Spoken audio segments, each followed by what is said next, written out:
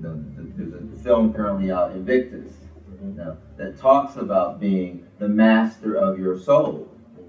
And anytime of people give up on that, give up on understanding that we are the masters of our soul, then we're destined to perish. Black folks, we cannot sit around waiting for somebody else to come to our rescue. If we learned nothing else from Hurricane Katrina, we should have learned that they're not going to send the boats to us. So should the government do more? Absolutely. Should corporations do more? Without a doubt. Should foundations do more? No question. But if they don't, we still have an obligation to survive. If nobody else comes to our rescue, we still have an obligation to survive. And so we have to be committed to doing everything in our power to survive. And so to that extent, what we're trying to do at the Black Aid Institute is to help folks to be better at the manifestation of their own survival. Okay, I love that. There's a community of activists. There's a community throughout the world.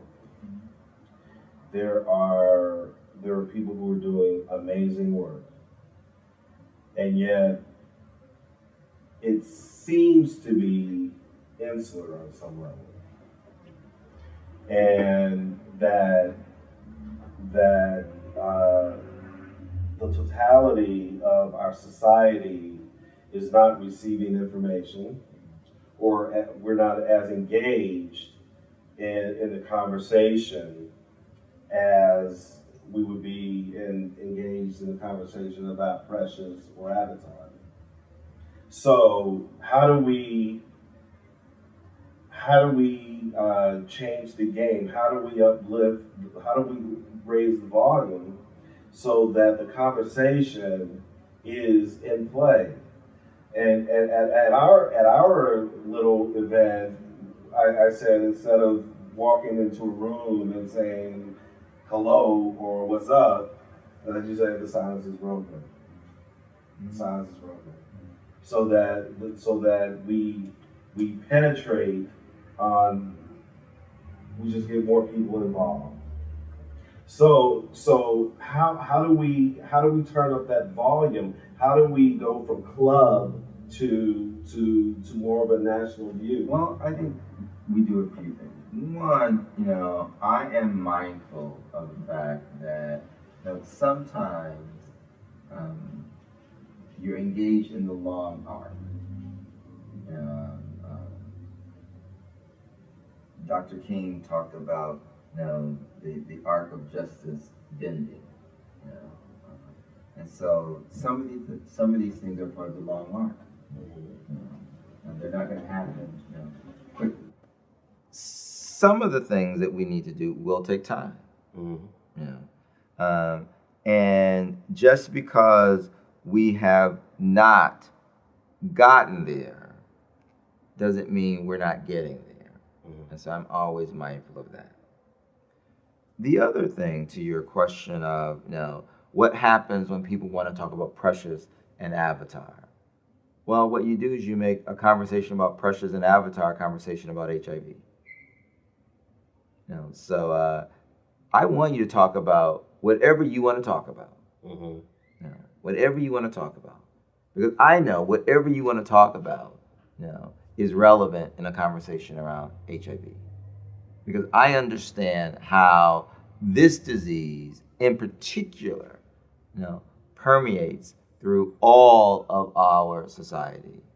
And so we can have a conversation about Precious for sure. That's an easy one, about HIV. We can have a conversation. I just wrote a column about The Princess and the Frog and HIV. We can have a conversation about Avatar, and HIV. We can have all those conversations. So to your point, again, it boils down to simple messages. You meet folk where they are. And so and in that process, of meeting folks where they are, you have an opportunity to engage in a true conversation.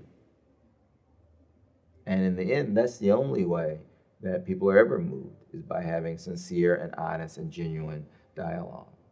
Yes, indeed. And your outlook on it all is very powerful and urgent but skilled. If that means anything to you, it's a really powerful message, and I thank you for that. Before we go, I'd like to ask you about money. Okay. And funding. What do we need? How much? Well, I mean, I don't know I don't know if I have an answer to that particular question. Certainly, we know we need to be better resourced to fight the AIDS epidemic. To give you an idea, we are currently spending on a federal level about half of what the experts say need to be spent on AIDS prevention. So, we need to double, what we're currently spending on AIDS prevention, in order to be effective at really changing the trajectory of the AIDS epidemic in this country. And we know that in the last year, when we talk about care and treatment, we have waiting lists for the Ryan White Care Act, which is the largest program to support care and treatment for poor people with HIV. And so that program is certainly in trouble. We know that many of our states are bankrupt. And in the case of California, for example, the state has pulled out all of its state dollars from AIDS prevention and AIDS programs. And so that means that people are going to get infected. It means that people are going to get sick. People are not going to have access to treatment, and people are going to die. That's what that means. And so we need to look at what our priorities are. I think that within Black communities, one of the most important things that we need to do is to talk about resourcing our own institutions. And again, it's about priorities. People say, well, I can't afford to give to an AIDS organization. Well, you really can't afford not to give to an AIDS organization, is the truth. But when you sit down and you think about our priorities, that you see that people certainly have the resources to buy Starbucks coffee. They certainly have the resources to wear designer clothing. They certainly have the resources to make sure their children wear Nike shoes. We have the resources to do what we want to do. We have the resources to pay billions and billions of dollars on hair weaves every year. So it's about choices. And the truth of the matter is, you can be an alive person with natural nails and natural hair, or you could be a dead person with false nails or hair weaves. You do the math. Yes, indeed. Is there anything else that you'd like to add to our short conversation? Well, I think that really the most important thing that I can say on the question of HIV and AIDS is that